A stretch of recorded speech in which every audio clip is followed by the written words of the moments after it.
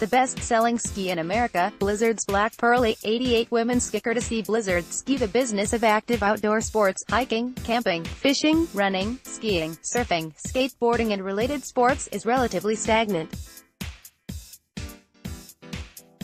There's some growth, more in some sports than others, but even the sports that are growing have low growth. However, it now appears that active outdoor sports may have a new constituency that could provide substantial growth for the future: women. There is some evidence that women are playing a more active role in initiating outdoor activity, and that is a vast change from what has come before. According to Camber Outdoors, a non-profit with a mission to expand the role of women in active outdoor sports and since expanded to serve all minority groups, the active outdoor sports market has historically been driven by men. When women participate, Camber Outdoors claims they've come along primarily because they were invited by men or accompanied by men who have initiated the activity. The market for women's active outdoor products is often described by the derogatory aphorism, "shrink it and pink it." It refers to products for women that aren't created for women. They're men's products that are cut to a smaller size and embellished or recolored to be more appealing to women. Certain consumer behavior of women is hard to suss out of the available data. For example, when a woman buys a man's shirt for herself and wears it, it shows up in the data as the sale of a men's product. In fact, there's an entire style of jeans for women called boyfriend jeans that arose out of women wearing jeans made for men. Some behavior is obscured and you have to use inference, common sense and some guesswork to understand what's going on. The data about women's increasing role in active outdoor sports is one of those things. The data don't clearly support it yet, but there are indications that it's at a turning point. Here are my facts, from NPD. For the first time ever, a woman's ski was the best-selling ski in America. It's the Blizzard Black Pearl 88 WMS. Overall, women's ski sales were up 21% in the most recent selling season, far outpacing men's sales growth. In the same selling season, men's snowboard equipment sales were up 15% and women's rose by 20%. Overall, men's apparel and footwear in outdoor industry products was flat in the most recent year. Women's was up 2%. In the most recent selling season in the outdoor specialty store market, the period ending either September, October or November 2018, men's backpacks were up 0%, women's were up 15%. Men's hiking footwear was up 1%, women's was up 13%. Men's sweatshirts up 8%, women's up 17%. Part of these changes is attributable to the growth of athleisure, so it's hard to know which trend is affecting the sales of which products. That's the noise in the data.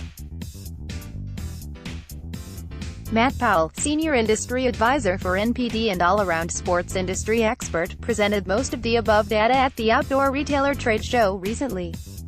When I told him I thought it indicated a change happening in women's and outdoor active sports, he agreed and said, "I think that's right. I hope you write about it. I think it's important. The changes are not just about cold weather sports but all sports where women can compete as equals."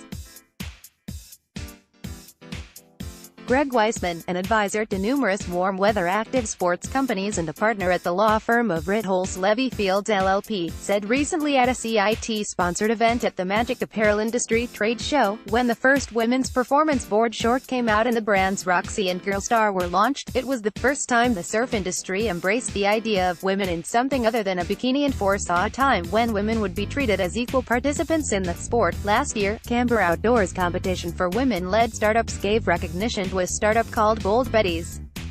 According to its website, Bold Betties began as a Colorado meetup group of women exploring the outdoors together. Now they have 50,000 members in 39 cities and help women get outside that comfort zone with a variety of experiences. Bold Betties has introduced 20,000 women to a new outdoor sport they've never done before.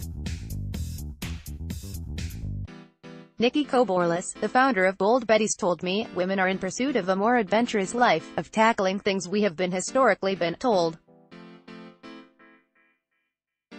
are not for us, that are for men.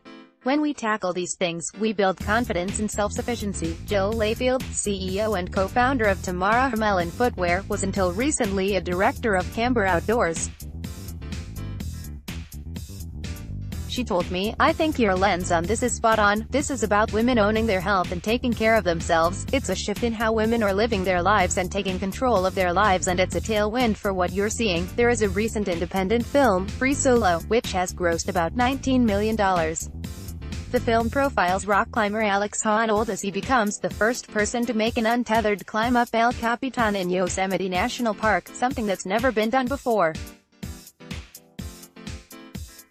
The climber is a man, but the producer of the movie is a woman.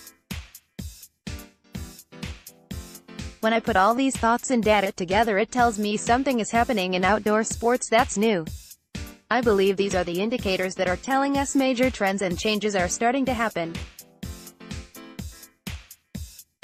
There is an opportunity now to bring a new group of enthusiasts and evangelists into the outdoor sports industry.